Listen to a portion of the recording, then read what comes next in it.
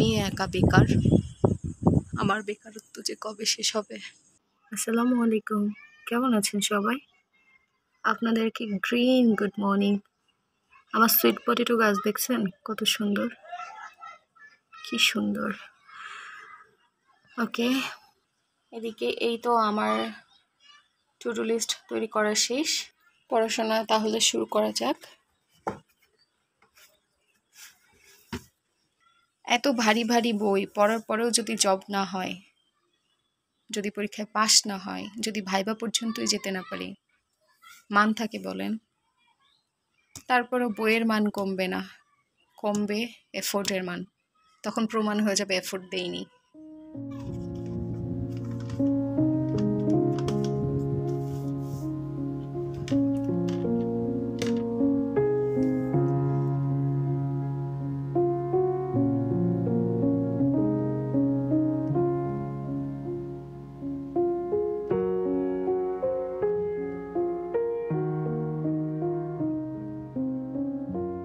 ভাইয়া বলেন যে আইন এত বিশ্রী লাগে পড়তে। আসলেই তো 90% মানুষের কাছে আইন খুবই বিদঘুটে একটা জিনিস, বিশ্রী তো লাগবেই।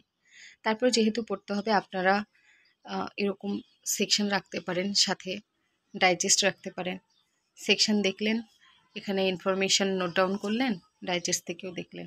চাইলে ডাইজেস্টেও বিভিন্ন ইনফরমেশন নোট ডাউন করতে পারেন। আর ডাইজেস্টের সুবিধা হচ্ছে পাশাপাশি এমসিকিউ দেয়া থাকে। অনেক ডাইজেস্ট আছে যেখানে রিটেন কোশ্চেনের অনেক বিবরণ দেয়া থাকে যে কিভাবে কিভাবে রিটেন কোশ্চেন আসছিল। সেগুলো দেখলে কিন্তু পারা যাবে। মোটামুটি আইন এবং ব্যাখ্যা দুইটা একসাথে রাখতে হবে, তাহলে আমার মনে হয় যে খুব ভালো বোঝা যাবে। আরেকটা ব্যাপার যেটা, অনেকেই আছে পেজের পর পেজ পড়তে পারে, ঘন্টার পর ঘন্টা বসে বসে পড়ে, কিন্তু একটুও লিখতে চায় না। লেখার বেলায় যত অলসতা, কিন্তু বিশ্বাস করেন, পড়ার পরে যদি একবার লেখা যায়, পুরাটা না লিখলেন, মেন কিছু জিনিস লিখলেন, অনেক হেল্প হয় এটা। আপনি যে পড়াটা পড়তেছেন সেটা মাইন্ডে আরও বেশিক্ষণ স্টে করে। মোটামুটি বলতে গেলে ওই কনসেপ্টটা বেশি ভালো ক্লিয়ার হয়।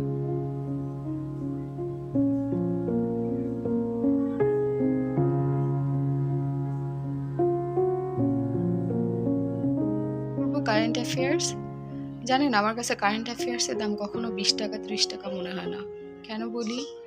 কারণ একটা 400-500 টাকার বই পড়ে যেমন পরীক্ষা দিলে কোশ্চেন কিভাবে কিভাবে আসবে সেটা বোঝা যায়, একটা 20-30 টাকার বই তার থেকে বেশি ডিমান্ড রাখে। যেমন দেখেন, এখানে সাম্প্রতিক বিষয়ে সব কিছু দেয়া থাকে, তারপরে আবার এখানে এমসিকিউ দেয়া থাকে। ওকে ফাইন, যেগুলো সবই সাম্প্রতিক। এবার সাম্প্রতিক কিছু ঘটনার সেগুলোর আবার ডিটেলসে দেয়া থাকে, কে কোথায় কি পাইলো না পাইলো, রাজনীতি কোন দিকে গেল। আবার এই একটা মাসের ভিতরে বিভিন্ন পরীক্ষা যেখানে যেখানে হয়েছে সেখানে কি কোশ্চেন আসছিল সব সেট আকারে দেয়া থাকে এখানে। নাইস না? এখানে আপনি বাংলা ইংলিশ জিকে, মানে আমরা বাংলা ইংলিশ জিকে, তারপরে ম্যাথ, সব কিছুই পাচ্ছি, সায়েন্স, সব কিছুই পাই। তাহলে এটার যে দাম 20 টাকা বা 30 টাকা, এটা কি হওয়া উচিত? এর দাম তো 500 টাকা হওয়া উচিত।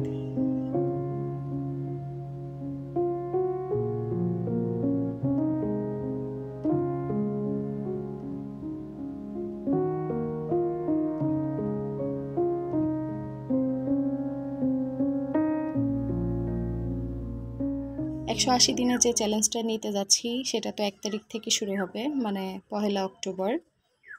কিন্তু প্রস্তাবনাটা আমার কাছে কেমন জানি মনে হয় আর্টিকেল 1 তারিখ থেকে শুরু করব। প্রস্তাবনাটা তো এক্সট্রা, এটা আগেই করে ফেলি। দ্যাটস ওয়াই আজকে আমি প্রস্তাবনার পার্টটা পড়তেছিলাম, কিন্তু এটা পড়তেই আমার 4 ঘন্টার মতো সময় লেগে গেছে। কারণ বিগত বছরগুলোতে প্রস্তাবনা রিলেটেড যত কোশ্চেন আসছিল সেগুলো আমি পড়েছি, মোটামুটি মুখস্থ বলা যায়। দেন আমি সেটা লিখলাম।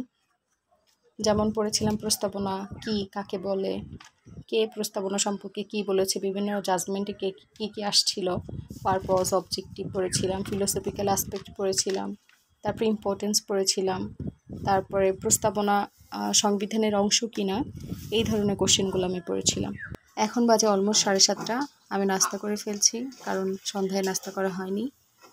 আর আজকের রাতটা আমি ডেডিকেট করছি ম্যাথ নোট করার জন্য, কারণ হিউজ নোট ব্যাকলগস হয়ে আছে, যেগুলো আমি চেষ্টা করবো আজকের রাতের ভিতরে সলভ করার জন্য।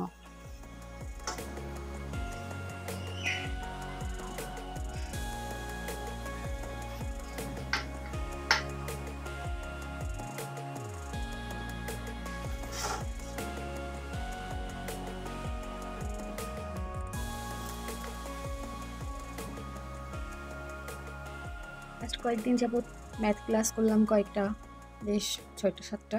তারপর প্র্যাকটিস করলাম বোর্ড বই প্লাস শিট। এরকম খাতাগুলাতে থাকে, পরে সেগুলো যদি নোট খাতায় না তোলা হয় ঝামেলা হয়ে যায়, মানে সময় মতো খুঁজে পাওয়া যায় না। এই জন্য লাভের লাভ কোনোটাই হয় না পরে। সেই আবার নতুন করে ক্লাস সার্চ করো, ক্লাসে খুঁজো, দেখো, বোঝো, সব কিছুই। এই জন্য নোট খাতা বের করলাম, যে কয়টা ক্লাস ব্যাকলগস হয়ে গেছে সে কয়টা ক্লাসের নোট এখানে উঠায় ফেলবো। এটা হচ্ছে নোট খাতা, এখানে বিভিন্ন ম্যাথ ট্যাথগুলো নোট করে রাখি। এখান থেকে আবার শুরু করলাম। একটা জিনিস মাথায় ঢুকে না আমার, এই যে ক্লাস 6 to 10 এই ম্যাথ কেন করে চাকরি পেতে হবে বুঝি না। দেখা যাচ্ছে সে ব্যাংকে চাকরি করছে, অথবা অথবা কোথায়, অথবা স্কুলে চাকরি করবে। এরকম ক্ষেত্রে এই ম্যাথ প্র্যাকটিস করলো বা ম্যাথ পরীক্ষা দিয়ে চাকরিতে ঢুকলো।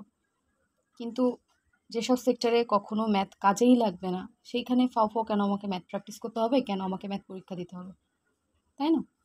দেখা যাচ্ছে একজন কম্পিউটার অপারেটর, সে বুঝবে কম্পিউটার কিভাবে চালাতে হয়।